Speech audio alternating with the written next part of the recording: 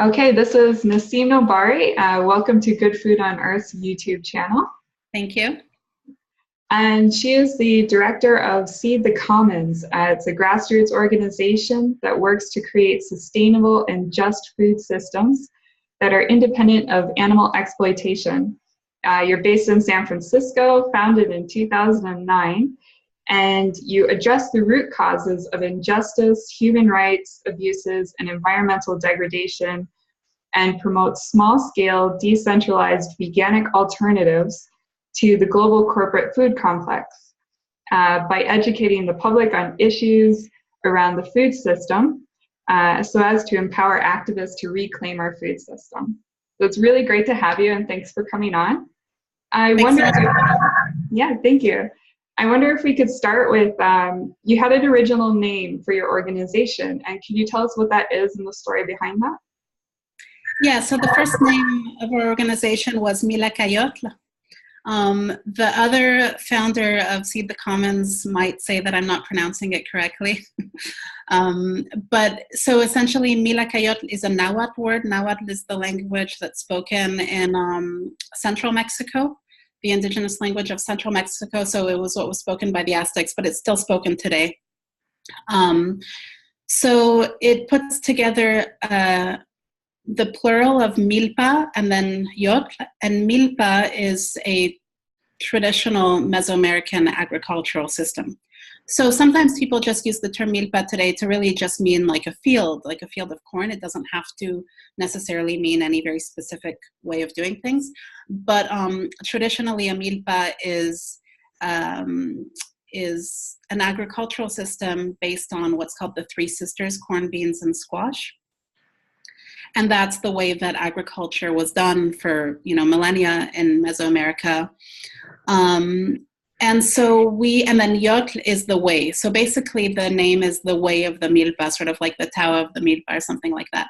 And we chose that name because we wanted to, start an organization that focused on changing our food systems at the base as the way to address broader issues such as, inequality and climate change and these things. And, as an alternative to industrial agriculture, we thought, well, we need, a food system, an agricultural system based on agroecology, based on sustainable practices. And so there are many, many examples of that around the world. The milpa is not the only sort of traditional agricultural system where you have, instead of having a field of corn fed with like fertilizers, you have these plants that have a relationship to each other, right? So like in the case of the corn and beans, the corn uses nitrogen. And so what you would have in a cornfield in the US is that you're going to be using fossil fuel-based fertilizers to get that nitrogen. But in the milpa system, the bean is going to fix the nitrogen in the soil, and then the corn uses that nitrogen, so it's sustainable over time. The squash leaves are going to protect the humidity of the soil, and so on and so forth. So there are many examples of that sort of agriculture around the world, but we really liked the example of the milpa because that is a system that originally is a plant-based system. It's not to say that people in Mexico never ate animal protein, but the agricultural system wasn't based on animal husbandry as opposed to examples in Europe where maybe you would have draft animals or you would be using manure. And so we liked the way of the milpa because it expressed that vision of transitioning to an agroecological food system, but also one that doesn't require animals. So we remember that those things are not a requirement. Right. And that's a pretty exciting thing because I think a lot of people associate being like growing your own vegetables and having your own food, and that has to include animals. But your organization talks about veganic farming. And could you go into a little bit more about what that is? Yeah, and first I want to agree with you that a lot of people just automatically associate that. And I've spoken a lot about why that association exists. And I think that in large part it's due to Eurocentrism, that we don't see the examples of the milpa, but we see the examples of like the cow who produces cheese and then uses the manure. And so when I sort of point out the Eurocentrism of this model, the point is never to say if it's European, it's bad, if it's indigenous, it's good. That's not the point. The point is to just understand why we have a certain bias where we associate these things automatically with animal husbandry, and to show that that's not all that exists. So veganic, basically it's a word that just puts together vegan and organic. Mm-hmm. So when we use the term veganic, we're really using it in a pretty broad way. If we're describing, if we're saying, oh, well, there's 100 veganic farms in such and such a place, we're using it in a broad way in the sense that these farms could be sort of large organic farms that have, that are buying their fertilizers and so on, or it could be really smaller scale closed loop systems, more like a vegan agroecological system.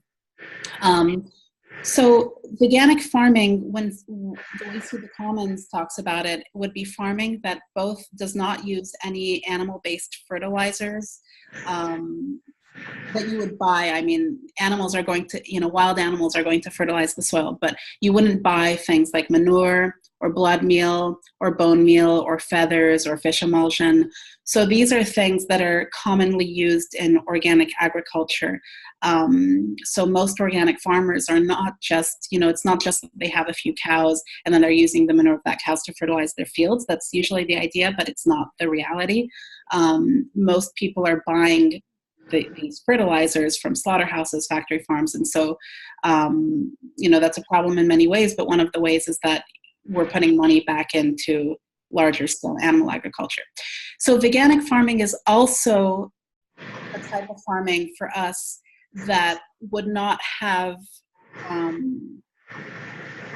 farm animals, being exploited on the farm.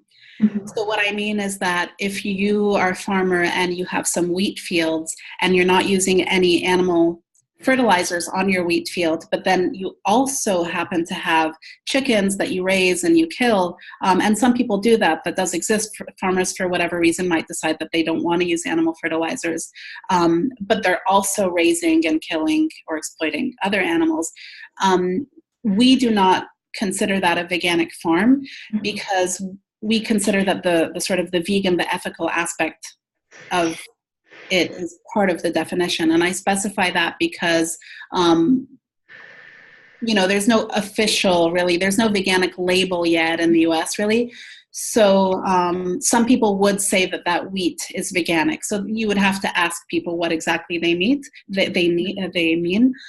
Some people would say that the wheat is veganic, and technically it is, and it's good that, there's this wheat being grown where we show that we don't need animal fertilizers, but I'm just specifying how we're sort of defining the term.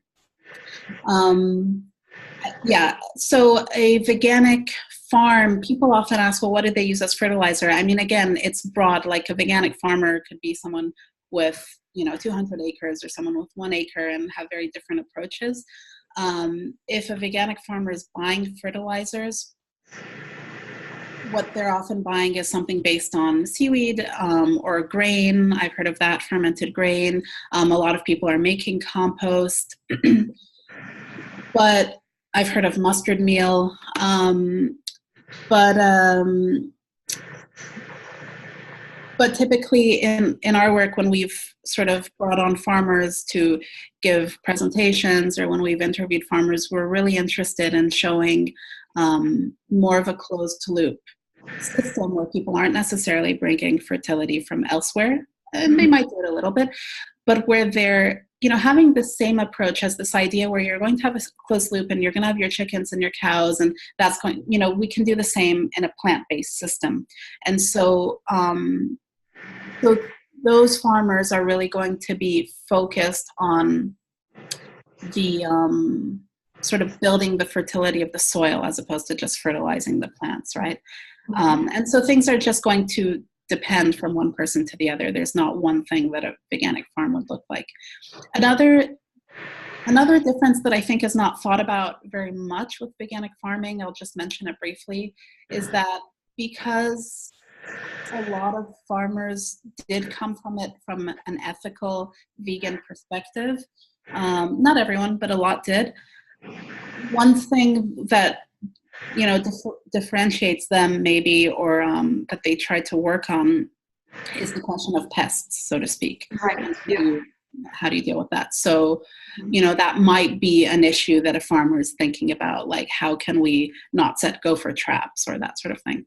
Yeah, yeah. It sounds like, and when I go back to the original name of your organization, that plants in nature, they have an amazing way of working together to create a healthy soil. Mm-hmm.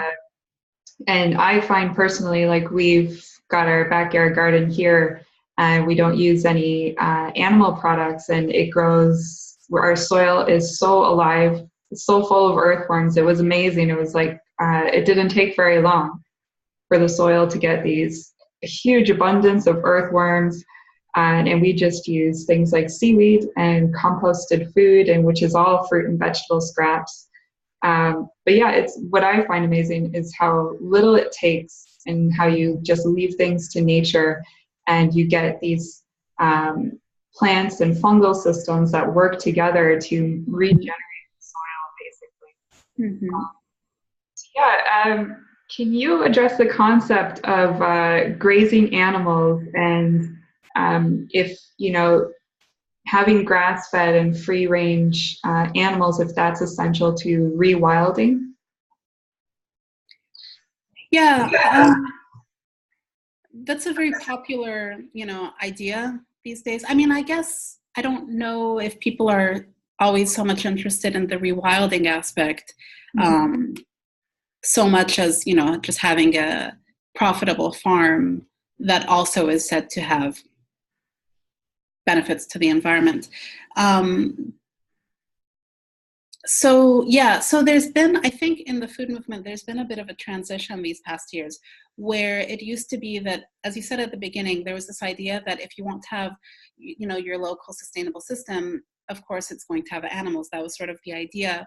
And I think maybe often an unconscious idea, where that was just the image that we had of what a traditional farm would look like, that it would have a few cows and goats.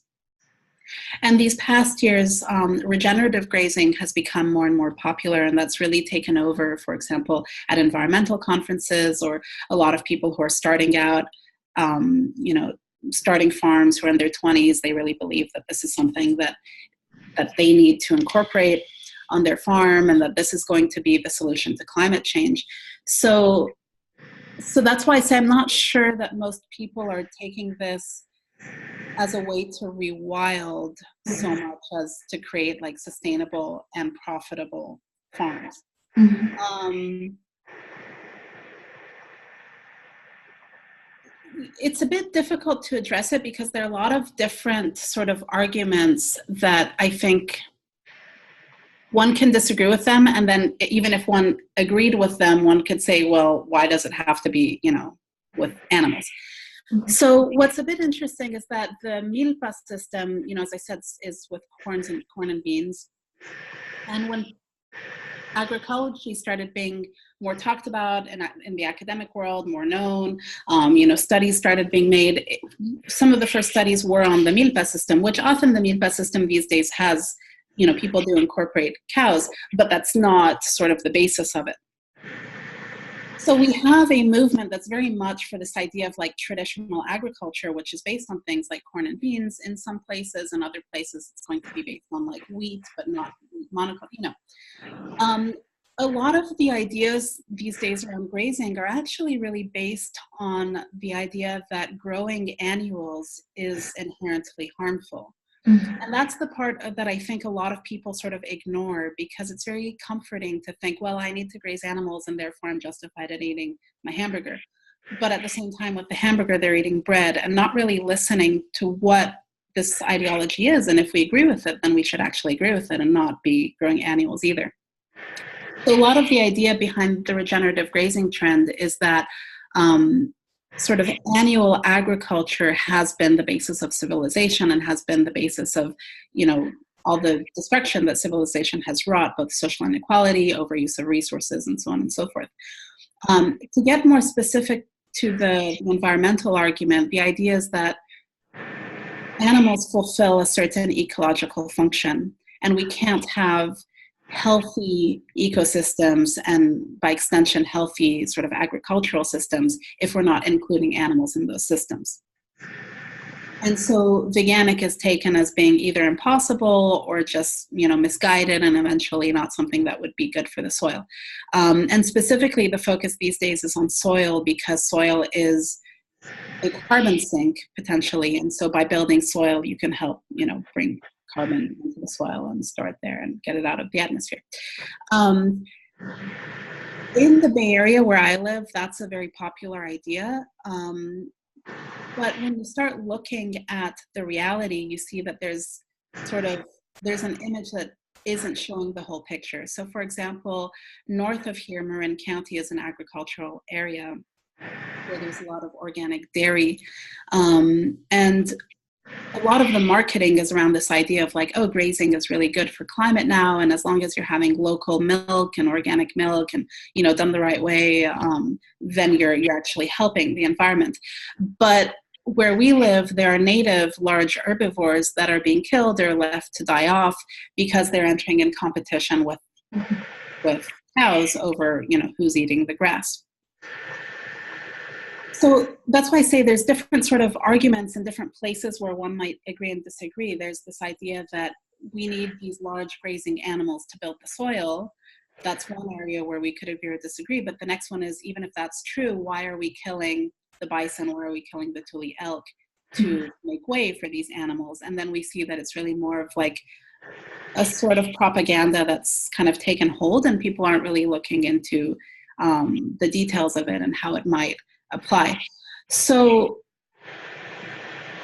again, like this is an idea that sort of started because of studies in certain very specific grassland areas. In California, we didn't really have, the herds of bison, for example. But the argument that these people are making is absolutely valid. Like, we do need animals in our ecosystems. They do fulfill a certain function. They do help build the soil.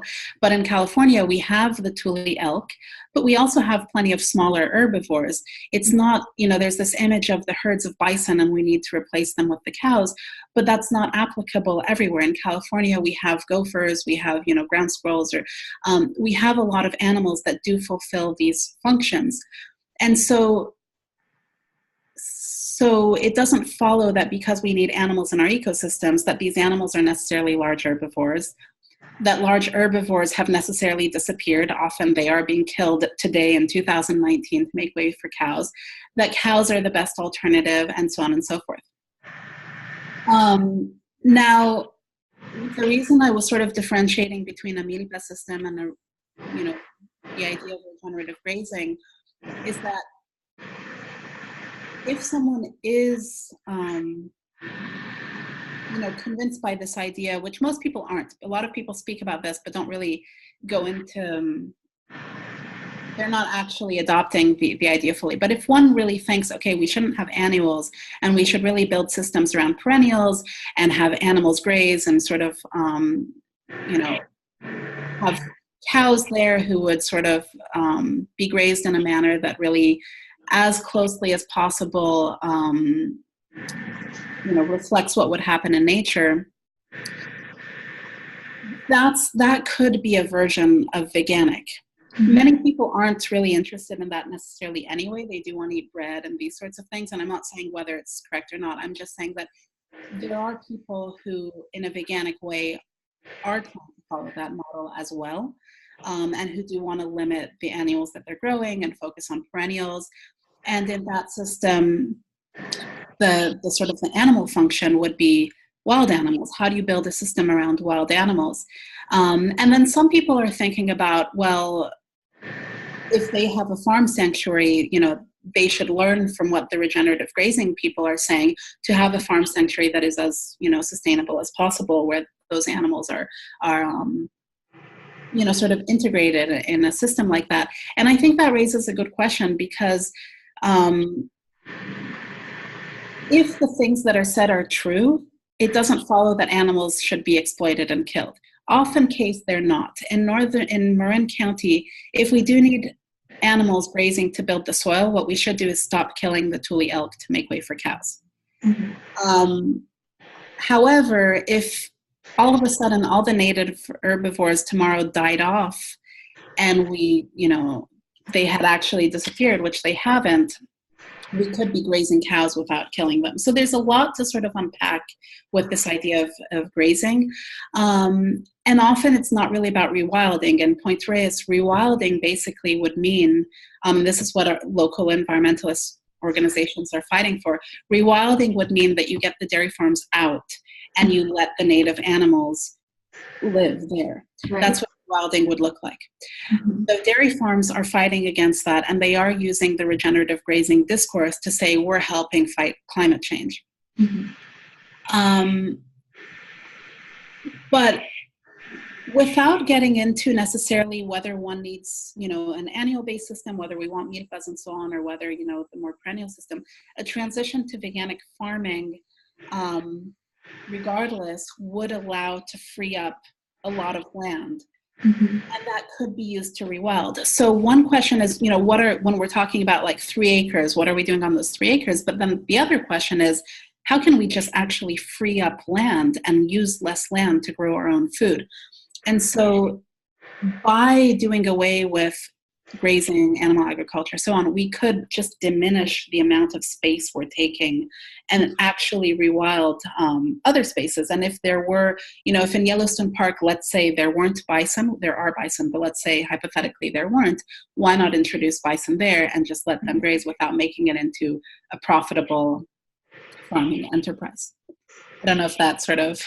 Yeah, no, that's great, and I think it's interesting to know. I don't know if the numbers have changed recently, but it looks like now 60% of the mammals on the planet are livestock. They're bred for livestock to be killed, and 36% are human, and only 4% are wild. And right now we're in the 6th mass extinction in human history since the dinosaurs, because we're killing off, like you were saying, people are killing off all of these wild species, either through habitat destruction, to have grazing animals, or to put the farms, or to grow the feed for livestock. And it's just on a massive scale that we aren't really quite aware of. Yeah, I mean, so I think what gets a bit difficult, where different parties are not really necessarily able to see eye to eye in these conversations, is that it's become more and more clear that animal agriculture has a host of negative impacts, that it plays a strong role in climate change, wildlife loss, biodiversity loss, etc. But the idea is usually that, okay, like factory farming is really bad, industrial animal agriculture is really bad, but the alternative is okay. And now the idea has become, like, some years ago, when people were speaking more about just agroecology and all that, the idea was that, well, the alternative is okay. Like, if you're not buying your hamburger from a factory farm, but it's from an agroecological farm, that's fine. Yeah. Mm-hmm. And now that discourse has changed again, and it's not so much that it's fine, it's actually that it's necessary. Like, you need to eat that hamburger and you need to graze cows to save the world, and if not, it's going to be catastrophic.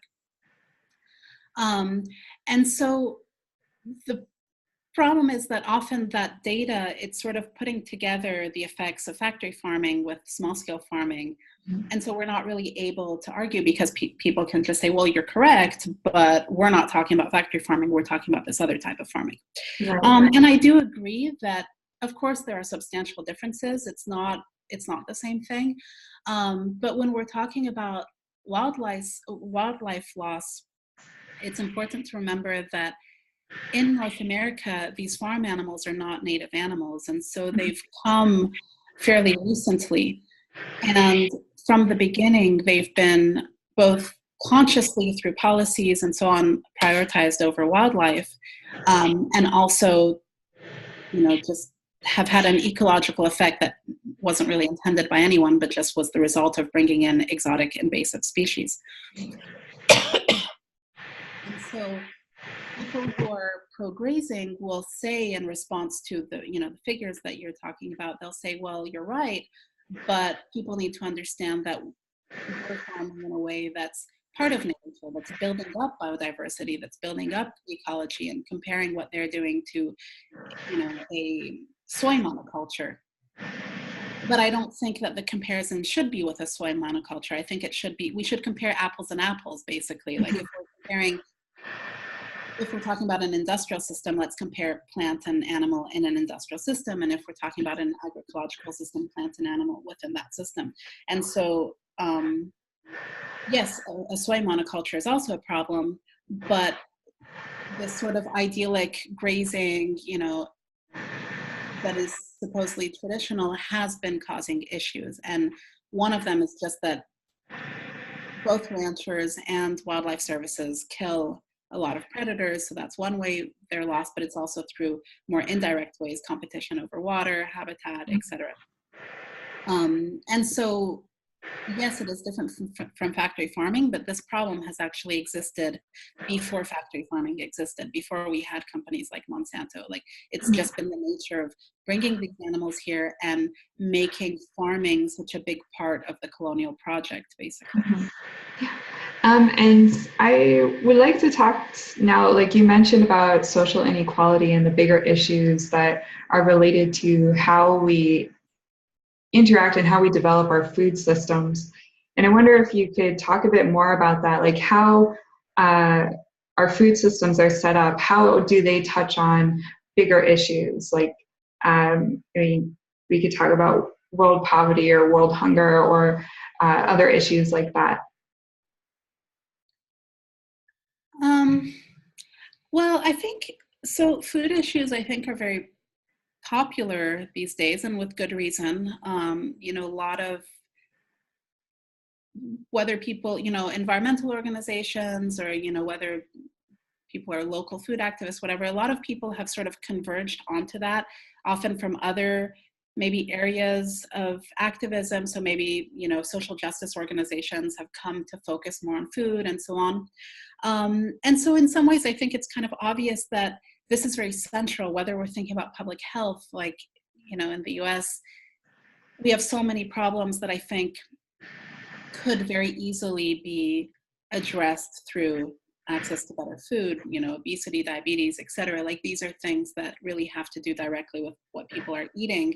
And I think in more, for me personally, as my background is in psychology, what I started being very interested in at some point was the relationship between nutrition and mental health. And so you really see, like, all these ways that what people are eating, how they're growing, all these things are very central to a myriad of issues.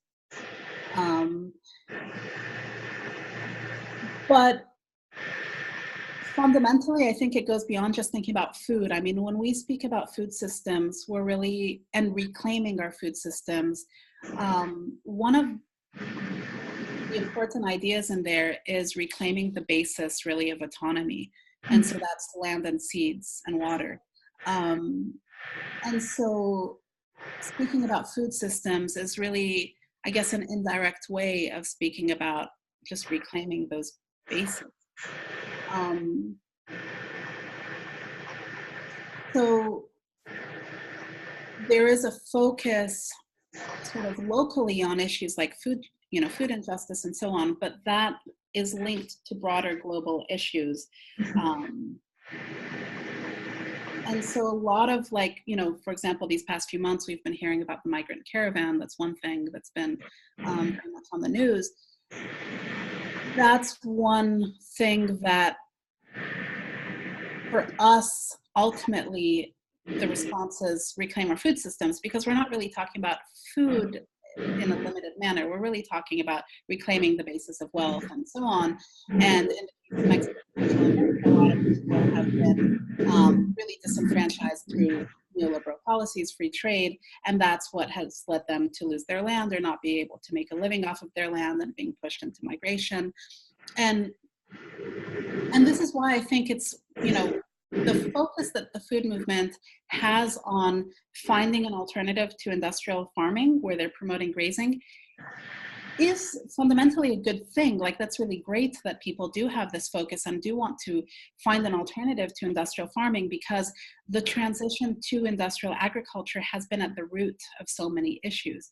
And so in the same way that 200 years ago you would read, oh, these people went and stole the land of those people, and then, et cetera, and that was the beginning of them being colonized. These days, the mechanisms through which that's happening, through which people lose their land, through which they lose the means of being, wealthy and, autonomous and these things, is through largely corporate takeover of our food systems. And it is through the push to industrialize agriculture. So people are losing their seeds, for example, and that locks them into debt cycles and so on. And these economic issues are intrinsically linked to environmental issues, because you're locked into debt because you have to buy fertilizer from a seed company, but that's also ruining your land. So we can't really separate these issues. They're all sort of one.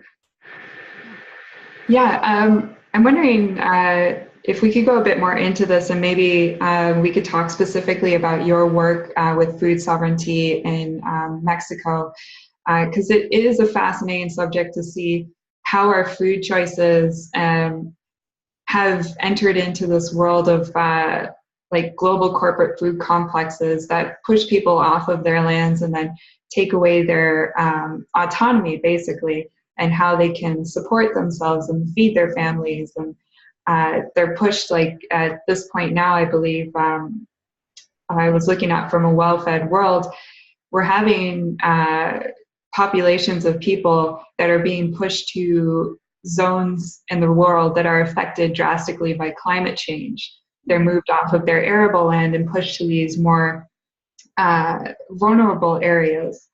And then that's going to lead to more people migrating and trying to escape those lives. But if you could tell us a bit more about your work in Mexico and what kind of issues you touched on and how you went about trying to work on getting food sovereignty back.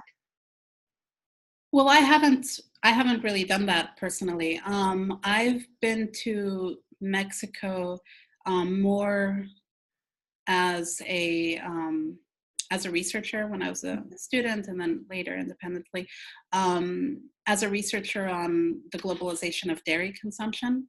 Okay. So that's, not, it is related to that, but it wasn't directly working on food sovereignty. It was researching basically the increase of dairy consumption through food distribution programs, like, school milk programs, but also sort of an equivalent of WIC, like a program for low-income families and mothers. And so that's been an interest of mine, in the same way that before I was saying, well, corporate takeover of food is sort of how colonization happens and how people are impoverished and how they're pushed into other industries. Sometimes that happens through less obvious channels. And so the nonprofit world, the world of philanthropy, these governmental systems such as school milk programs, school lunches, social aid, all of these things often contribute to this, right? To creating a system where people, on the one hand, no longer have either the land or the seeds or, to be able to grow healthy food, or they no longer have the money to access it, or they're, and so this is the counterpoint where they're then given certain things that benefit the donors, that benefit dairy companies or packaging companies and these things. So it's very linked to, basically what I was looking at was the opposite of food sovereignty in Mexico. But as a volunteer, I've done a lot of interpretation for Via Campesina, which is the movement that started the concept of food sovereignty. And they're a global movement that has members in many countries. And so So I've gone, to Mexico and elsewhere with them. And this is a movement led by farmers, landless farmers, indigenous people, uh, with this idea of, food sovereignty is something that farmers and communities are entitled to, in terms of their own sort of health, wealth, well-being, etc. But also it's something that's presented as a response to larger problems such as global change and all that. And so personally, I'm not a farmer. I'm not interested in living in a rural area. I'm not interested in gardening. So for me, my affinity with that project was not from, oh, I necessarily want to work with farmers, or it wasn't that. It was more because I saw it as something that, yes, it was the response that we need, I think, to the fact that these corporations are taking over, polluting the land, forcing people to migrate, forcing people to then work for other polluting industries. Like, this is the basis of so many things. The fact that we're paying taxes to a government based on, that's based on basically imperial wars and all these things. So food sovereignty would be the way to build up the autonomy and build up an alternative economic system that would benefit everybody, not just farmers, not just people in a community that are talking about food sovereignty, but everybody else as well. So if you want to, so some of the work that these people do is, they'll work, for example, on trade, because free trade is a big problem, and a big sort of, in the case of Mexico, free trade has really been what has been harmful, I guess, to their food sovereignty. So after 1994, when NAFTA came into place between Canada, the US, and Mexico, Mexican markets were flooded with American corn, for example, and so that removed the ability of local farmers to be able to sell their corn. If you go to Mexico now, like every street corner, there's an Oxxo, which is sort of like a 7-Eleven, and it's just full of sodas and chips and all that. And so you get a lot of those foods, but less and less of local healthy foods. People lose their land. And so when I was in Mexico researching milk, there's a convergence of issues that makes also certain foods not really available anymore. It's not so much like here, it's not so much like in the US where, organic fruit is just out of price necessarily. It's more that a lot of people aren't in the countryside anymore. They have to go to the city. And so they can't be growing those things that usually you wouldn't find in a store anyway. You would just find them, where you live. But they're not there anymore. So there are all these problems that affect broader issues such as migration and being exploited in other industries as laborers, but also the very immediate issue of what you're eating in the day-to-day. And I don't know if you have any work with this, but I'll ask anyways, because we talked about exploited labor. Have you done any work with people who end up working in the livestock industry? Or are you familiar with some information from that?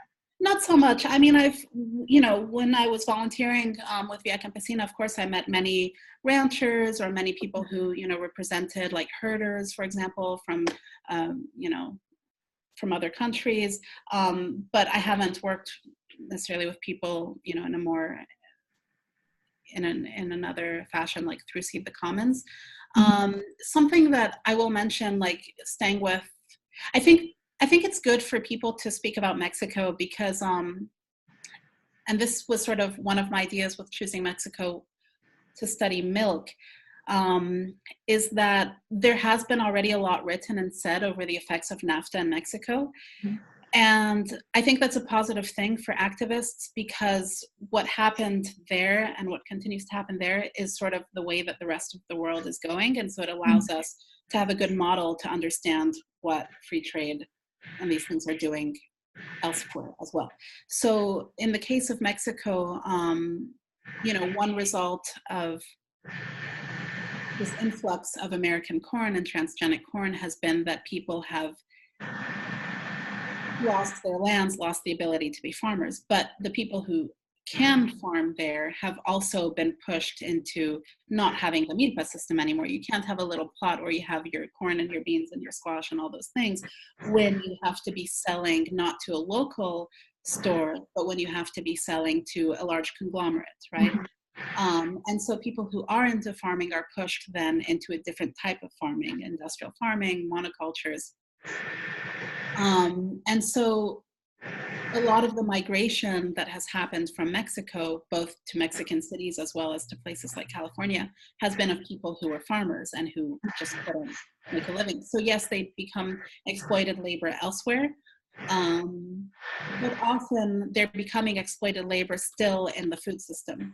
And so in the US, and I wish I remembered the figure, but in the US, there's a percentage of people who work in the food system is exceedingly high. Like when I heard that figure, I was shocked. But our food system is just a huge part of our economic system, not only because it's the basis and so on, but just in and of itself, it's a huge part of our economic system. So, you know, when you count in truck drivers and all that, it's just a huge part of what labor consists of. So in the case of Mexico, when people come here, they're not going off into a million random industries. They stay in the food system, and often they're becoming farm workers, restaurant workers, and often slaughterhouse workers. Yeah. So I think that slaughterhouse workers tend to be very invisible in a lot of this discourse, but this is something that is profoundly traumatic for most people. I mean, for everyone, I would assume, to be a slaughterhouse worker. And so most people obviously don't want to do that job. And so that becomes the job of immigrants who don't often have another option. And if they are working as farm workers, then they're often part of this sort of agriculture that is destructive to the environment, or they're working in restaurants. And so it's interesting, sad to see that these are the people who 1 generation ago or even 5 years ago were farming sustainably in southern Mexico, and they're forced to be part of a food system that's entirely different and often become sort of party to this trauma that the animal shares if they're also working in slaughterhouses. Yeah, it is amazing. There are all of these connections that we don't really see and we don't really put together on a day-to-day basis, and where the food's coming from. It's not just, you know, off of the farm. There's the people that are involved in it as well. What could you recommend to someone someone here, and I know I talked to you a little bit about our place, Newfoundland and Labrador, who wants to be food secure and sustainable, and who's like looking in that direction? Are there resources they can turn to, or methods that, you know, might be something to look into? Do you mean somebody who would want to grow their own food, or? Yeah, somebody who's, they're interested in maybe growing their own food, just having a sense of food security for themselves. Like, you know, we've got a very cold climate, but we do have better technology now, and things that we can grow here, like root vegetables and cruciferous vegetables that can grow like any time of year. If we even put them in potatoes in a sack of dirt, they'll grow. But if they're looking to do some research maybe in how they can do that, or if you have any resources to recommend or what to look at. Yeah. Do you mind if I just go back on the point of food security versus? Yeah, that's fine. Okay, cool. Because you were saying food secure, and I just wanted to note like the difference in terms. So I mean, I think it's perfectly good to speak about food security at a local level, like you're saying. I just wanted to note that the concept of food sovereignty was created in reaction to the concept of food security. So right. At an international level, it used to be, and it still is, that, you know, the UN and people spoke about food security, and the goal was that in areas where there was hunger or, you know, food insecurity, that was the goal, that people should have food security. And then what farmers and activists started saying is that food security is not really, it's not enough. It's not what we should be looking to as a goal, because food security can mean that, you know, if you're in Haiti, that you're just getting bags of rice from the US. Right. But that is not necessarily something that's culturally appropriate. It's not necessarily something that's going to help build up local economies, that's going to maintain, communities, etc. Mm-hmm. And so food sovereignty was created in reaction to that, because food security was sort of too limited, and it left too much possibility of just, as long as we have the calories, we're fine, when in fact your food system is so much more than having sufficient calories. It's about maintaining certain cultural ties. It's about maintaining like a community where it is, and having a certain relationship with the local ecology, and building up that ecology, and having food that the community wants to have, and not being dumped milk and rice and these things. Mm-hmm.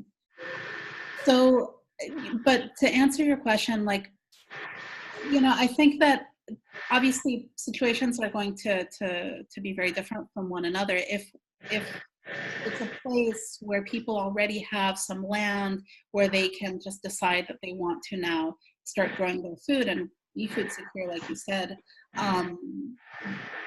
so there are some resources in regards to veganics. We started a website called, the URL is veganic.world, and it's called Veganic World. And so it's a resource center that's still in process. We're adding more information there. It's a resource center on veganics, and the goal of it was both to just put out organic farming as something that exists, because there was really this idea that there's no alternative.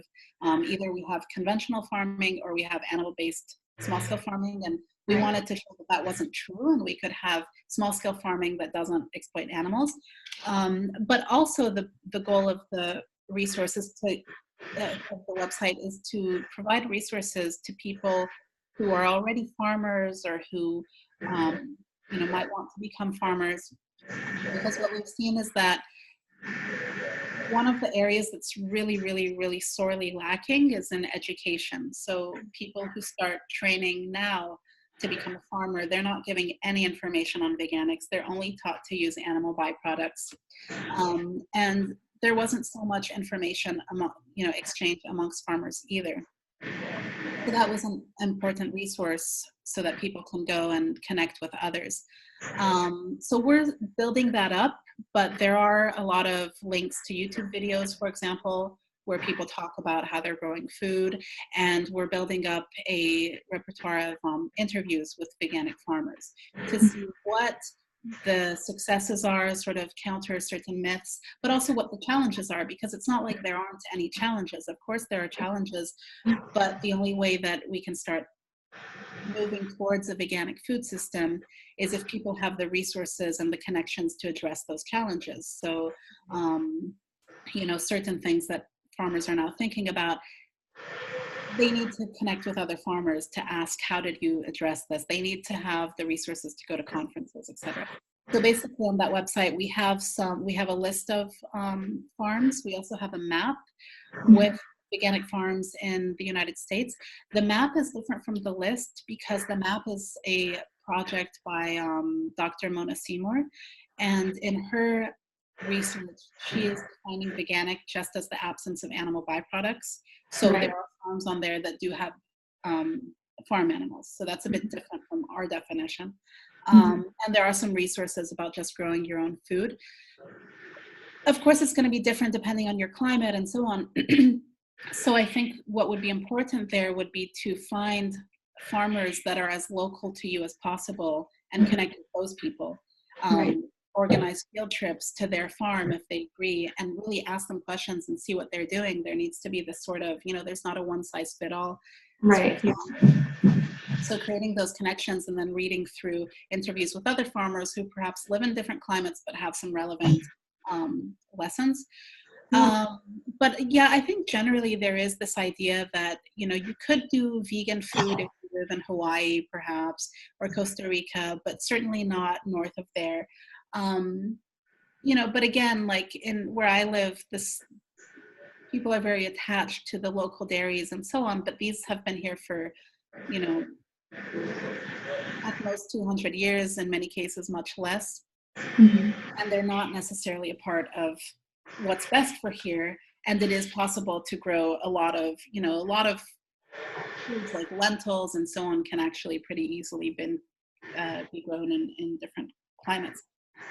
But then if you don't have land, then you're approaching it from a different perspective, right? And so there I think that the focus has to be on how do you help people get land, like how can farmers actually pay for land?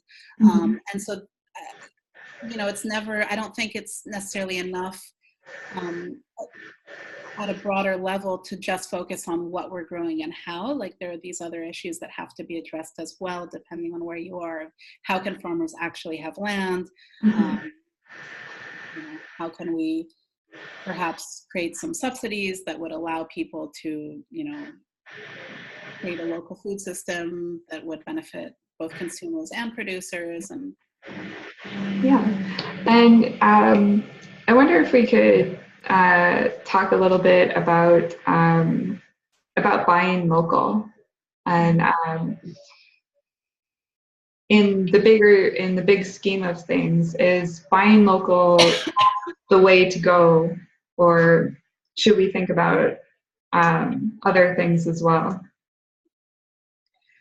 Do you mean more in terms of sort of like an environmental?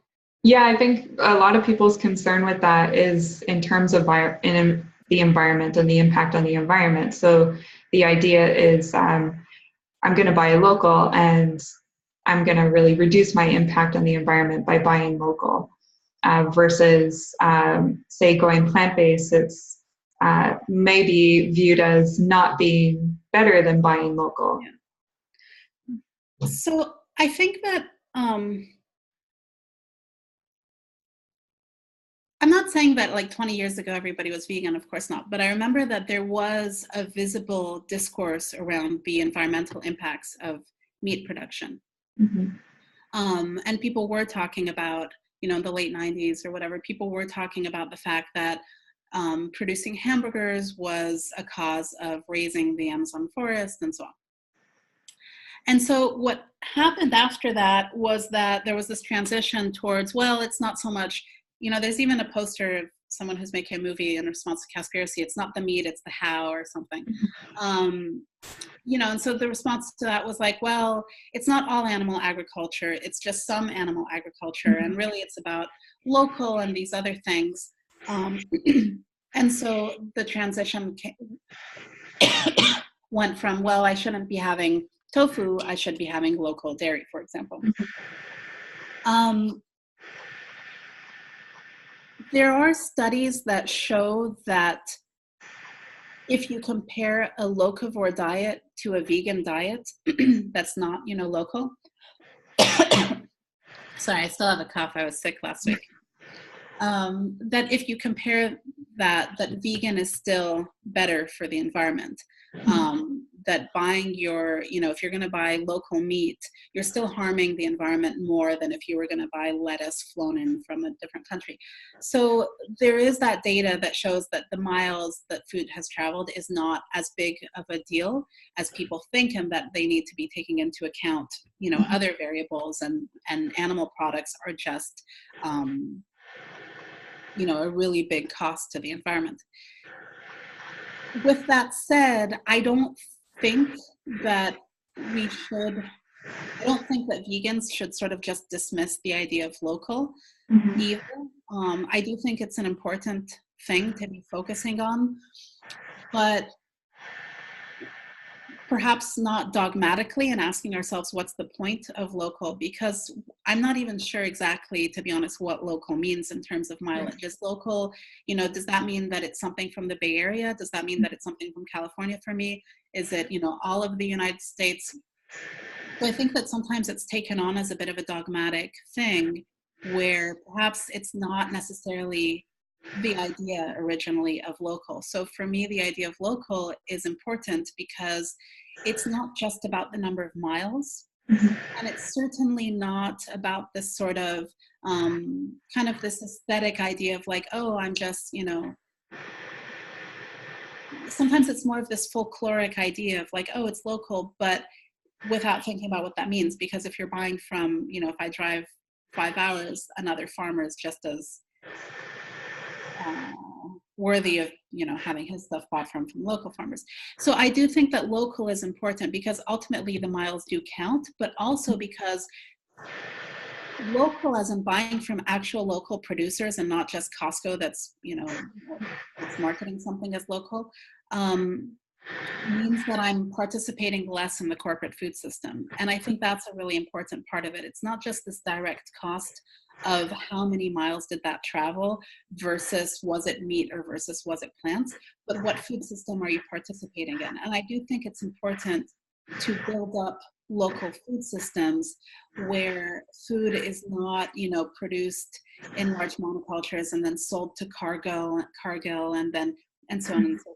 So in that sense, the local thing is actually important, not only because of the direct impact, but the indirect impact of, are you building up this corporate food system, or are you sort of having a more direct exchange with the farmer, and your $5 really did go to the cabbage, and it didn't go to the packaging and to the marketing and to all of these things and to the lobbying.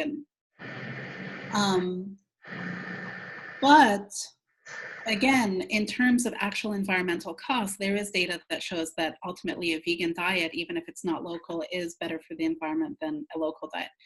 And I think it's a false dichotomy at the end of the day. Like, we should be taking the lessons from locavores and from, local food movement, from the local food movement, and applying those lessons within a context that also doesn't use animals.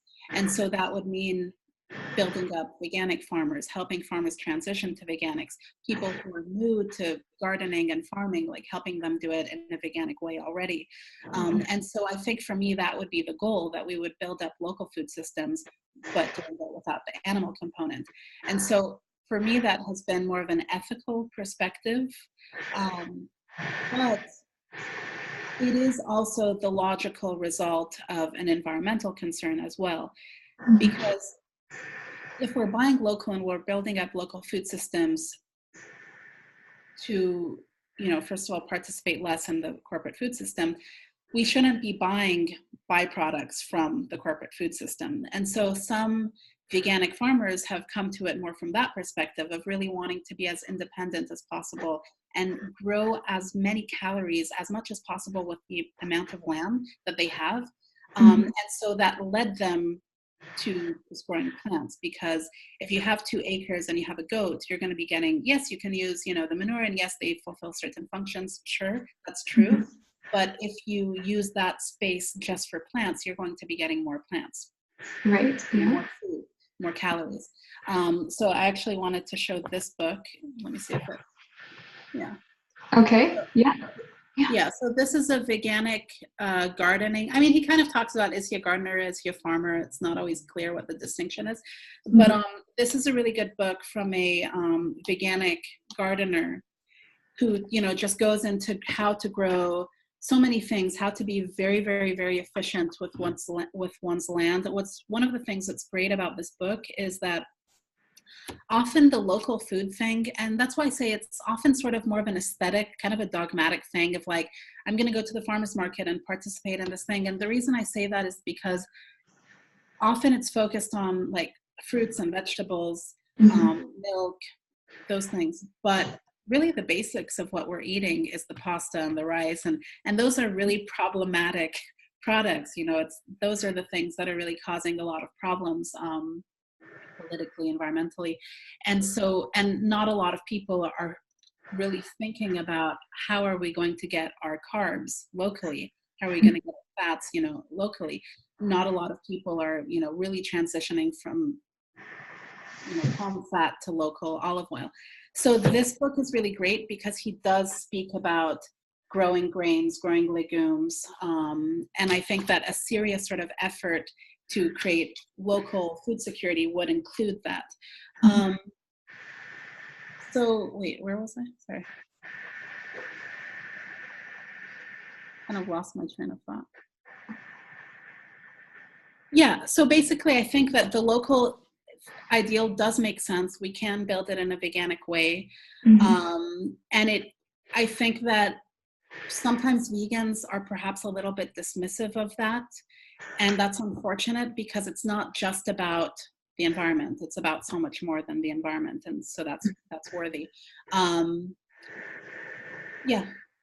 Yeah, no, I think it's great. It's taking, the beneficial aspects of all these things that people learn and they bring from different perspectives and different experiences, and we can collate them and put them together and end up growing new ideas from that are even more beneficial. So taking the locavore thing and taking what we learn about environmental impact of food, and also like learning things about food sovereignty and what that entails and what that would include, and putting that into the big picture. Yeah, I just, on the topic of like how, what is local and how people sort of, it becomes these vague notions that I think are used to justify often eating meat or dairy without really looking into things. So I've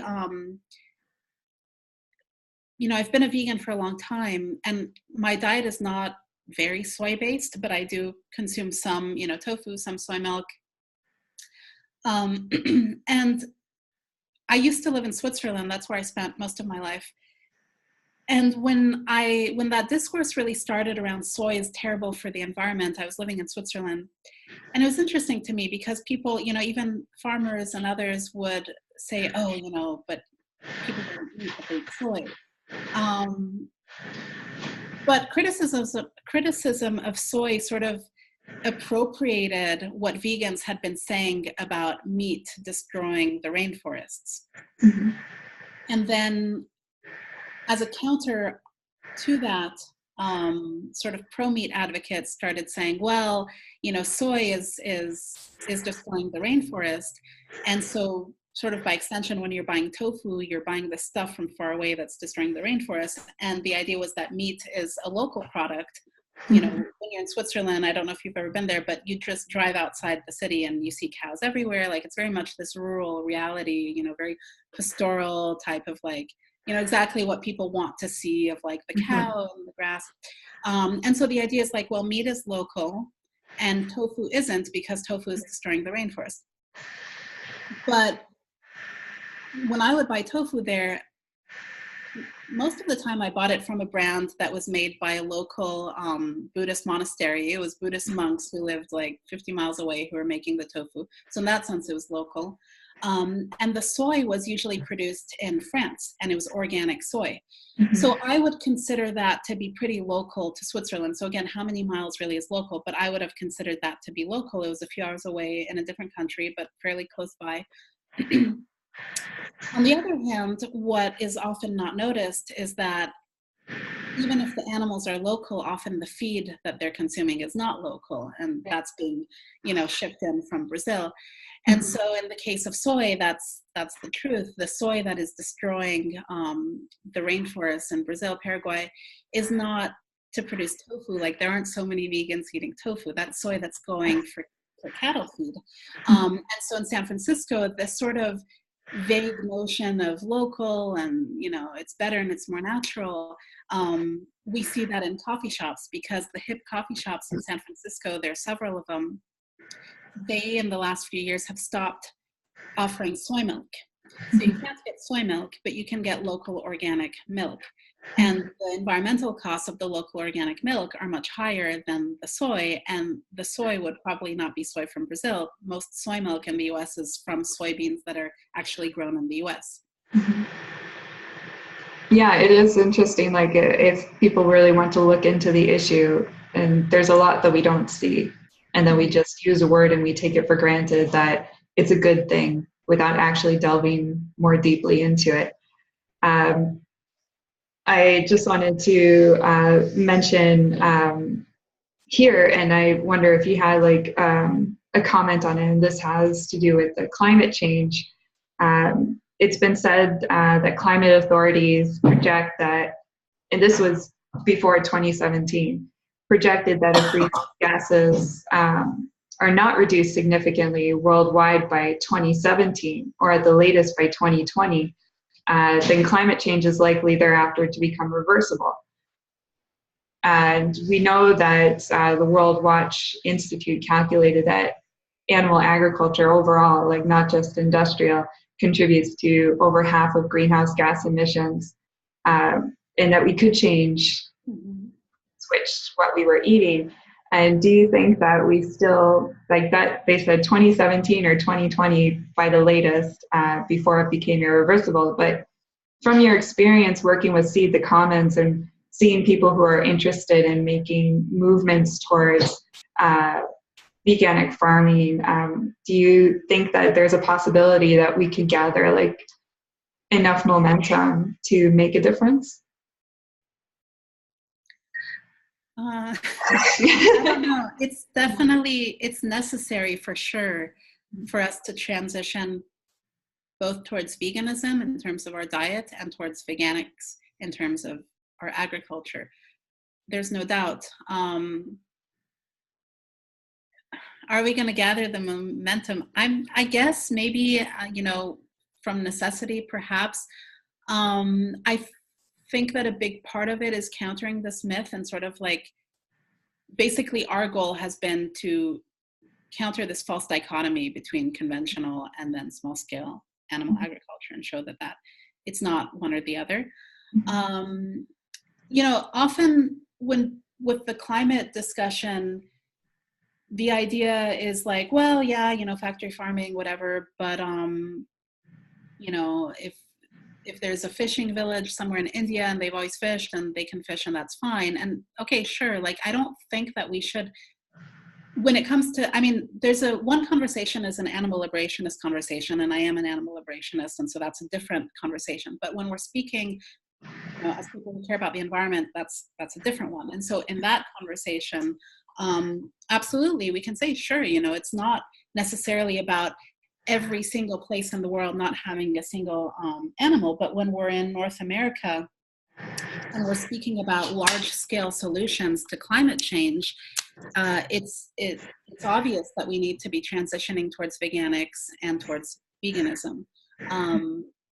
The fact that maybe one guy somewhere, that he has one chicken or not, like, that's not the issue here. The issue is that at a large scale, we need to be transitioning towards veganic farming, and that's going to be the most climate friendly way to do things, because animal agriculture of all types is, whether it's like free range, whatever, or factory farming, animal agriculture of all types is a big contributor to greenhouse gas emissions. So the way to address that is to cut out animal agriculture. And so I think that the argument of like, well, do we really need to completely cut it out because somewhere in the world there's maybe, but I don't think that argument really is all that relevant there, because at a policy level, we need to be helping people transition towards vegan diets and agriculture transition away from conventional agriculture, which is most of what agriculture is, but also away from what we have as organic right now, and away from grazing. Like half the land in the US is in some way connected to grazing. Like, this is really like the actual land grab that has happened. And so with this, that's sort of the obvious conclusion of seeing the contribution to greenhouse gas emissions that animal agriculture of all types has. Now, the answer that people give to that is, well, but it's not just about emissions, it's about where does the carbon go? We need to be sequestering the carbon, right? Yeah. And so that's where the argument comes from, that yes, grazing some cows is actually a net benefit because there's some emissions, but you're also helping build the soil and you're helping sequester the carbon.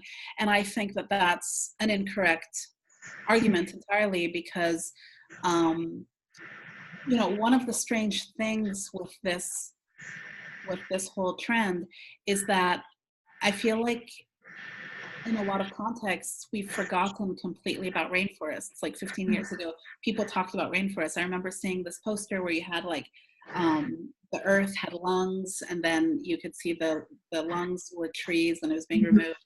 So that was just part of the discourse, and now it's less part of the discourse as people focus on grasslands. So independently of our discussion on grasslands, we need to remember that animal agriculture is a primary driver of deforestation. So regardless of what we think should happen on the grasslands, it should be a given that we need to stop deforestation and we need to be reforesting. And so, regardless of what you want to do in the grasslands here, the Amazon forest should not have cattle. That's just not what we should be doing with that land. So that's one thing. And then, when it comes to grasslands, there have been studies that showed that the amount of carbon sequestered was not enough to mitigate the effects of the emissions. Mm-hmm. And then the question is really, is that the solution? And I don't think it is. Like locally in Point Reyes, the national park where there are tule elk and also dairy farms, the local organizations that have worked on that case have shown that areas where there were not cows grazing have actually had healthier soil and so on. And so the effects have been that it has been entirely helpful to remove the cows and to just let the soil sort of, build with the natural wildlife and so on. So I just want to mention here, if anybody is interested who's watching, they can look at some of the work from Professor William Ripple he's done a lot of work in Yellowstone and looking at when the wolf population was gone and then they had an explosion of large grazing herbivores and how that actually had a very detrimental effect on the entire ecosystem. And then when they reintroduced the wolves and the population of the large herbivores was better managed, you had a whole bunch of species return, a lot more of the greenery return, but anybody can look that up and if they're interested. The assumption with this conversation with the, we need animals in our ecosystems, the assumption is that animals are not in our ecosystems already and we need to put them there and the animals we put need to be cows. But that's just incorrect. Animals are there and we should probably just let as much land as possible be rewilded and not interfere. Yeah. Right. And the last thing I want to ask you about is because you say you had a background in psychology and you work with animal liberation. It'd be interesting to address the issue of how people perceive different animals, and maybe if you could talk a little bit about what you've learned or experienced with that, and maybe help us to give us some pointers of how we could open our minds to another perspective. Okay, I think the first part will be easier to answer than the second part. So actually the way that I've sort of organized what we do and how we do it with Seed the Commons has been very linked to having been a vegan for a long time and having studied psychology and sort of having reflected on why people stop being vegan, including myself. For a period of about a year in my early 20s, I stopped being vegan. I mean, during the course of that year, I had dairy products maybe less than 10 times and no meat. So it wasn't like I went full on, but so that was sort of the reflection. And within this sort of local food movement and, grazing and all that, there are a lot of people who are ex-vegetarians and ex-vegans. And so I think that my experience with Seed the Commons, we did a forum for 3 years. We're not doing it anymore. It was just difficult to sort of get support. So my experience talking about these issues with vegans, saying we need to sort of build up veganic farmers because the food movement is sort of a force against animal liberation, all that, has been either that because they're not part of that movement, they don't really see it, and so they don't really believe what's going on. But the other response is usually, well, I need to find all the arguments that counter what somebody is saying in regards to protein, in regards to calcium, in regards to paleo being more healthy, in regards to grazing being better, et cetera, et cetera. And so we tend to, want to sort of arm ourselves with all the arguments and say veganism is better for the environment and for social justice and, for all the reasons. But my thought about it has been that ultimately the problem fundamentally is that we always see farm animals as a category onto themselves and animals that are always potentially food. And so a lot of people who went vegan or vegetarian and then who went back, yes, you can look at the individual cases and say, well, in this case, the person read something about the paleo diet being healthier, and so is because of the paleo fat. And then in this case, the person read something about local food being, more sustainable, and that was it. But the underlying factor, in my opinion, in all of these cases, was that even as they were vegan for maybe 2 years, they didn't actually see cows and dogs as the same. They didn't see them as, just as worthy of empathy and just not food. Fundamentally, when we talk about, oh, well, I don't care what people eat or this or that, it's because we always potentially see cows and pigs and chickens as food. Like maybe it's food we're not eating, perhaps for 2 years, perhaps for our lives. It's not food that we're eating, but it is food. Whereas dogs and cats are just not in our culture seen as food. And so it's an entirely different type of empathy, and it's an entirely different type of sort of cognition that's happening around this. Because, I had roommates, I remember, who had been vegan and then who started eating meat. In one case, as a sort of ritualistic restarting of eating meat, he raised a pig and he slaughtered the pig himself. But I can assure you that that person would never have done that with a dog. And so the local argument, if we were locally producing dogs, would people eat them? No.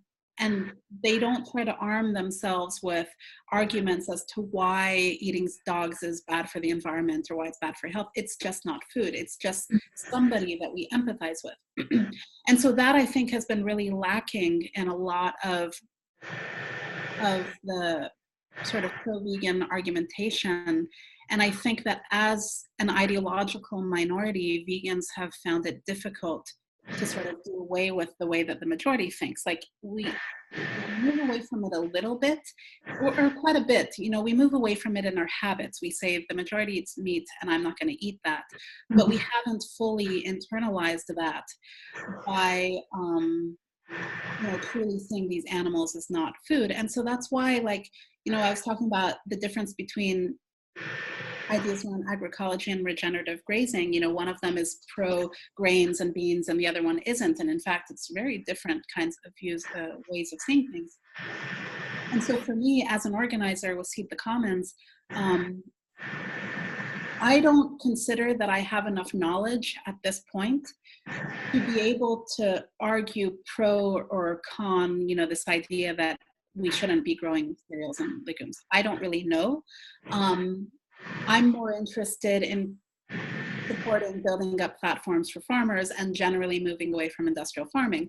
And so I might have a farmer one day who's totally in agreement with that, but we need to move away from beans and legumes and grains, and somebody else who isn't in agreement with that. So my approach is more, I don't really know, but that's not really the point. The point is that regardless of whether A or B is better, maybe next year somebody's going to convince me that regenerative grazing is better and we shouldn't be having corn and beans, perhaps.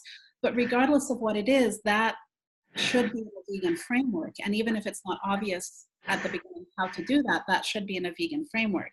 And so I'm just going to take it as granted that farm animals should not be farm animals. We should not have that constructed category where there are these, the small number of animals that for some reason we don't empathize with in the same way that we empathize with other animals. And so, so I think that that's the case sort of in broader society, but it is the case with vegans typically as well, where it's not only that we don't empathize with them in the same way, but our whole sort of cognition around these issues is different with cows or with dogs. So if, you and I were to have a discussion of really local is the answer, you would start thinking, hamburger, but you wouldn't start thinking like that around other animals. And I think that really seeps into so many daily ways of thinking about food and farming and so on, and how we interact with others. So for me, that's been sort of my effort of how would I act if I really didn't consider these animals food, and how would I act if I really truly saw these animals the same as I see cats and dogs?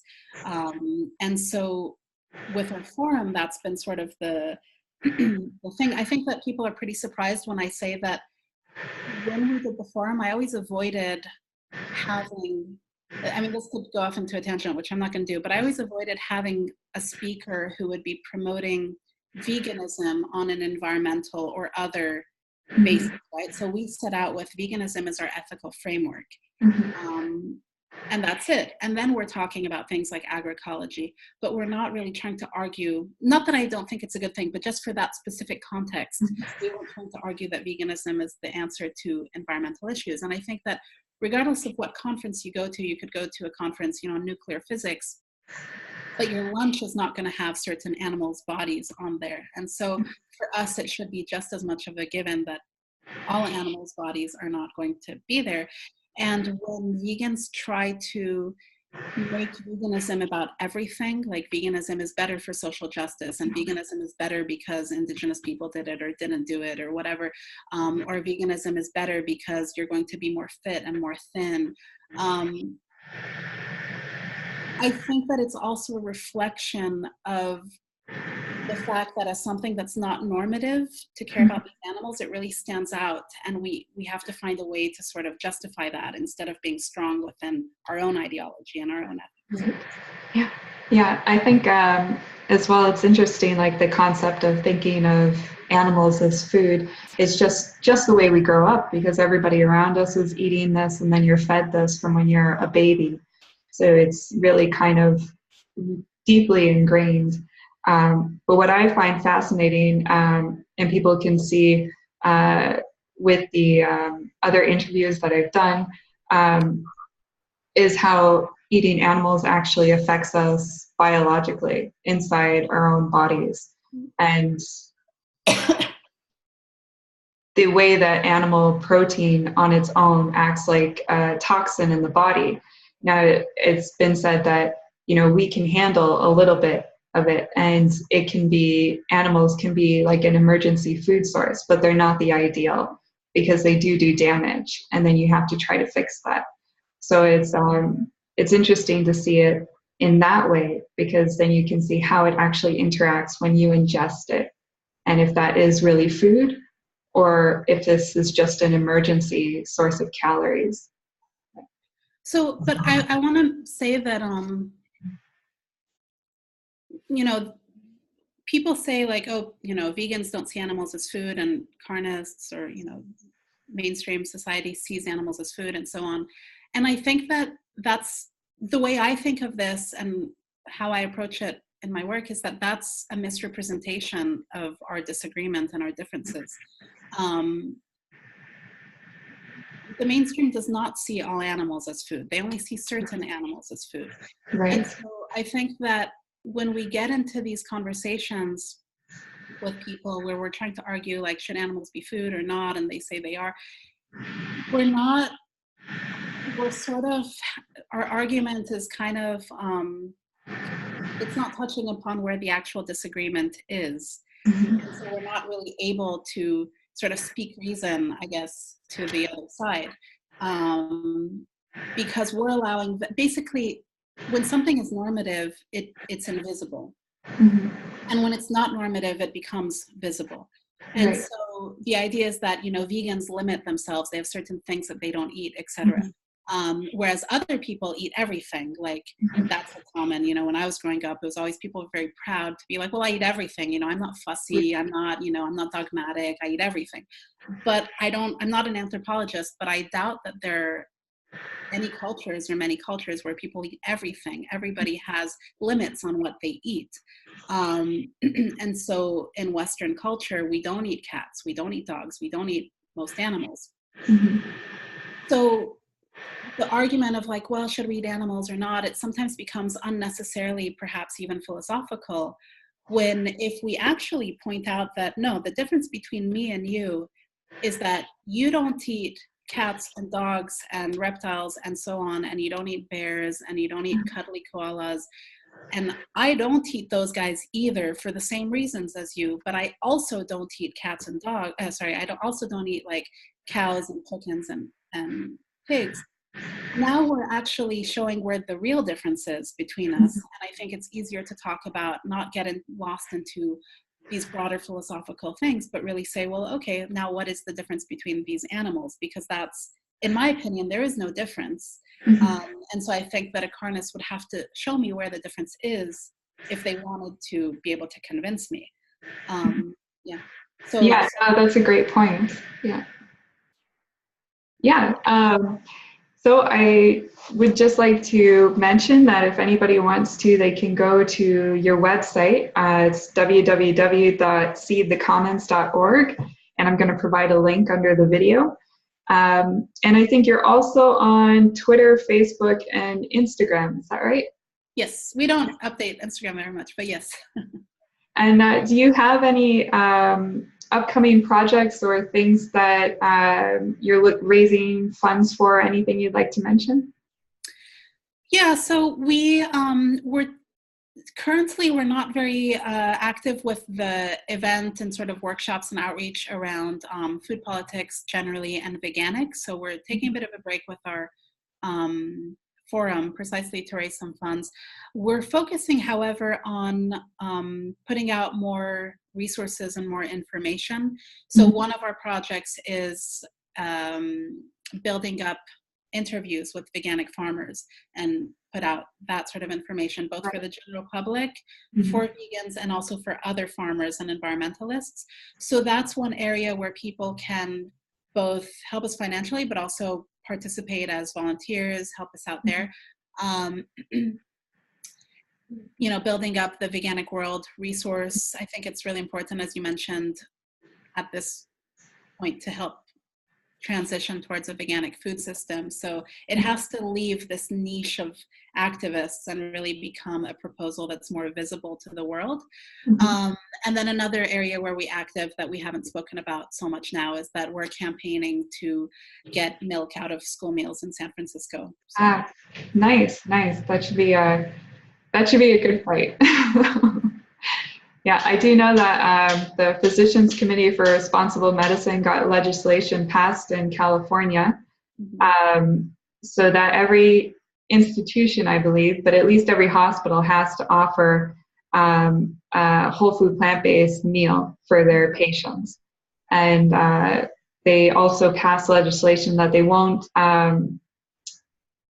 sell products that have used animal testing on them. So last year, 2018, was a big year for animal rights activists and also for the plant-based nutrition advocates in California.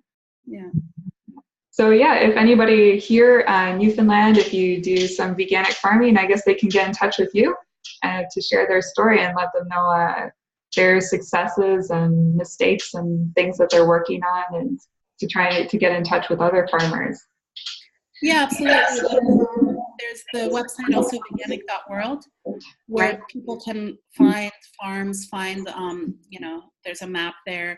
And ideally, you know, we want to be able to not only restart the forum, but also create more opportunities for farmers to get out there and speak at conferences and so on, but also have more connections with each other and create educational resources for others that are starting or others that are transitioning. So these are all things that we want to be helping to build. Yeah, well, I think the work you're doing is fantastic, and thank you for being here and to come onto the show and to let us know about all of this great information. Thank you so much. All right, you'll have a good rest of the day.